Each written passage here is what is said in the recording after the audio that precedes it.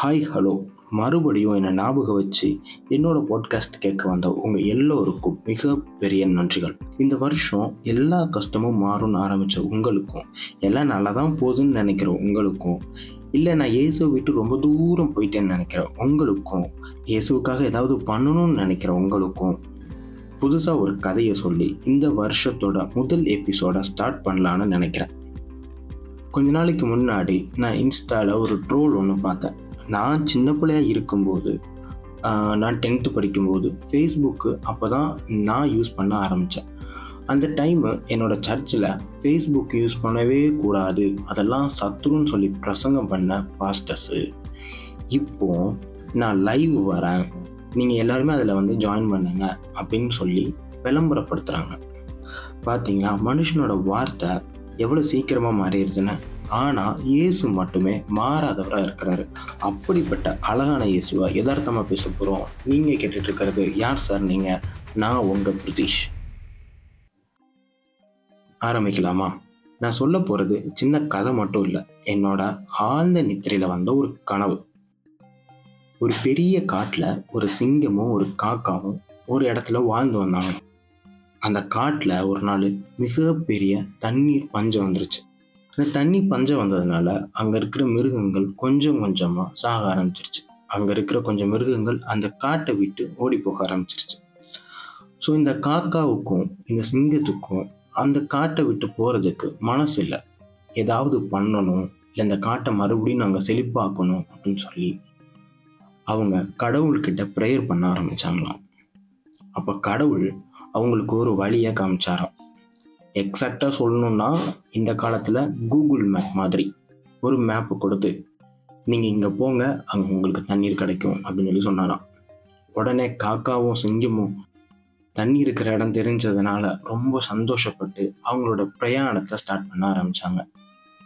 அப்படி அவங்களோட பிரயாணத்தை ஸ்டார்ட் பண்ணி இந்த காக்காவும் இந்த சிங்கமும் ரொம்ப தூரம் இப்படி நடந்து நடந்து போக போக அவங்களுக்கு தாகம் எடுக்க ஆரம்பிச்சிருச்சு. அவங்களுக்கு ரொம்ப டயர்டாக ஆரம்பிச்சிருச்சு. அப்போ இந்த சிங்கம் காக்காவை பார்த்து, நீ ஏன் என் கூடயே வர? உனக்கு சிறகு இருக்குல்ல, நீ முன்னாடி போ, நீ பறந்து போய் நீ முன்னாடி தண்ணி குடிச்சு நீயாவது உன்னோட உயிரை காப்பாற்றிக்கன்னு சொல்லிச்சான். உடனே அந்த காக்கா அதுக்கு, நம்ம 2 பேரும் ஒன்றா தான் பயணத்தை ஸ்டார்ட் பண்ணோம், ஸோ நீ கரெக்டாக அங்கே சேருவேன்னு எனக்கு தெரியாது, அதனால நான் உனக்கு வழி சொல்லித்தரேன், நம்ம 2 பேரும் ஒன்றாவே போயிடலாம் அப்படின்னு சொல்லிச்சான். இவங்களும் சரின்னு சொல்லிட்டு நடக்க ஆரம்பித்தாங்களாம். இப்படி நடந்து நடந்து நடந்து நடந்து லாஸ்ட்டு தண்ணி இருக்கிற இடத்துக்கு அவங்க வந்துட்டாங்க. தண்ணி இருக்கிற இடத்துக்கு வந்தோடனே அங்கே தான் மிகப்பெரிய ஒரு ட்விஸ்ட் இருக்குது. என்னன்னா, அந்த காட்டில் இருக்கிற ராஜா, அந்த தண்ணியோட சொந்தக்காரர், அந்த தண்ணி வச்சிருக்கிற அந்த காட்டோட ராஜா சொல்லிச்சான், இப்போ பறவைகளுக்கான நேரம் கிடையாது, பறவைகளுக்கான தண்ணீர் குடிக்கிற நேரம் முடிஞ்சு போச்சு. ஸோ சிங்கத்துக்கு மட்டும்தான் அலௌடு இருக்குது, காக்காவுக்கு அலௌடு இல்லைன்னு சொல்லிட்டாங்களாம். அங்கே போன காக்கா ஏமாந்து போயிடுச்சான். ஸோ இந்த மாதிரி தான் கடவுள் இந்த காலத்தில் ஜீவ தண்ணீர் அப்படின்ற இயேசுவை சொல்கிறதுக்காக தெய்வன் சில ஊழியக்காரங்களை நியமிக்கிறாரு.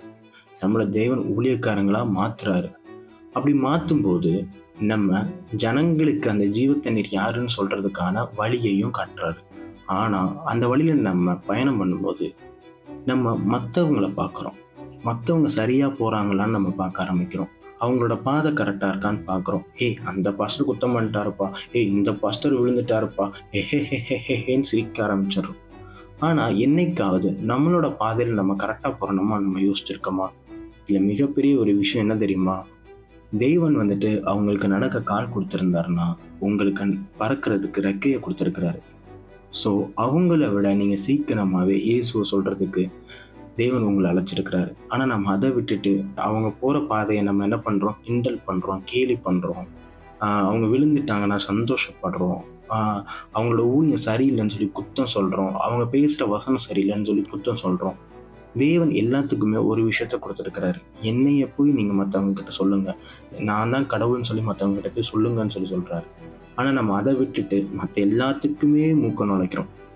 ஸோ இன்னையிலேருந்து உங்களோட பாதையில் நீங்கள் சரியாக போக ஆரம்பிங்க, தேவன் அந்த பாதையை செவ்வாய்ப்படுத்துவார். ஸோ அடுத்த பாட்காஸ்ட்டில் நான் உங்களை பார்க்குறேன். பிடிச்சிருந்துச்சுன்னா நீங்கள் லைக் பண்ணுங்கள், ஷேர் பண்ணுங்கள், உங்களோட ஒப்பீனியனை கமெண்டில் ஷேர் பண்ணுங்கள். அப்புறம் உங்களோட பாஸ்டர்ஸ்க்கு, உங்களோட சபை மக்களுக்கு, உங்களுடைய நண்பர்களுக்கு, உங்களுடைய தெரிஞ்ச எல்லாருக்குமே நீங்கள் ஷேர் பண்ணுங்கள். எங்களுக்கும் நீங்கள் சப்போர்ட் பண்ணுங்கள். அடுத்த எபிசோடில் பார்க்குறேன். அது வரைக்கும் டாட்டா, பபாய்.